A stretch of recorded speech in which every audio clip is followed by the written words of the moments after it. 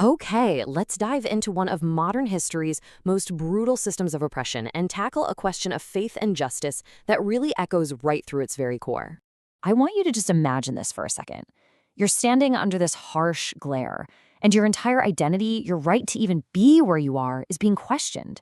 This, this single, humiliating moment was the daily reality for millions of people. So, this system had a name: apartheid. It's an Afrikaans word that means apartness. But, it was so much more than just segregation. The sources make it really clear this was different. It was a systematic, almost scientifically engineered legal framework designed for total racial separation. So, how do you even build something like that? How do you write cruelty into law on a national scale? Well, let's take a look at the legal pillars that held up this entire oppressive structure. It all started with a label. The very first step was the Population Registration Act, which put every single person into a racial box. Because, you see, if you're going to separate people, you first have to categorize them. You have to define their lives from birth to death. And then it got even more personal. The state literally invaded the most private parts of a person's life. They outlawed love across racial lines. I mean, these laws weren't just about separation. They were a calculated attack on the most fundamental human connections we have. Okay, so you've labeled people, you've broken up families. What's next? You gotta make sure no one can speak out against it. And that's where the Suppression of Communism Act came in. Its definition of communism was so ridiculously broad, it could mean almost any opposition to the government. It was the perfect tool to silence anyone who disagreed. And this is maybe the most terrifying piece of the puzzle. The Indemnity Act basically gave the police a license for brutality. It meant they couldn't be prosecuted for violence, for torture, even for murder, as long as it was in the pursuit of official duties. The enforcers of the law were put completely above it. So you have all these laws on the books, right? But what did that actually look like on the ground? It looked like this brutal, soul-crushing reality of families being ripped from their homes, their entire lives thrown onto the back of a truck, their communities just shattered, all while armed police stood by and watched. So this legal machine didn't just create separation, it literally built two completely different worlds, two South Africas existing right next to each other. And this quote from our source material just says it all, really. It gets right to the economic heart of apartheid. Think about that.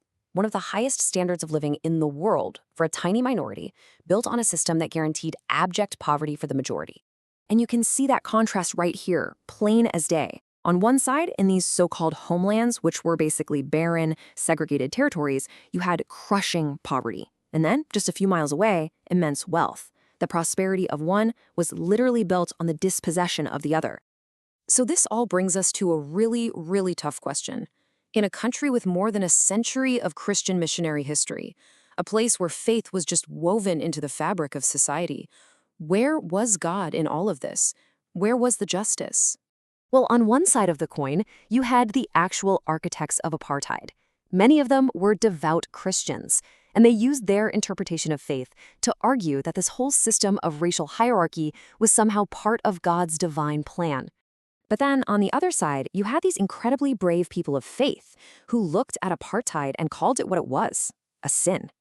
People like Reverend Nade, who risked absolutely everything to fight for liberation, even when the state came for them, burning down their churches, because they dared to declare that God's justice demanded equality for all. So here's the bottom line. Faith was not this single, simple thing. It was a battlefield of ideas. Yeah, some churches had their own segregation policies, totally upholding the state's ideology. But at the same time, many Africans found a spiritual home in independent churches that fueled a theology of liberation, of solidarity, of freedom. Faith was both a weapon for the oppressor and a shield for the oppressed. But even with all of that, the power of the state, the laws, the guns, at the end of the day, it wasn't enough. The struggle for justice, fueled by millions of courageous people, was going to win.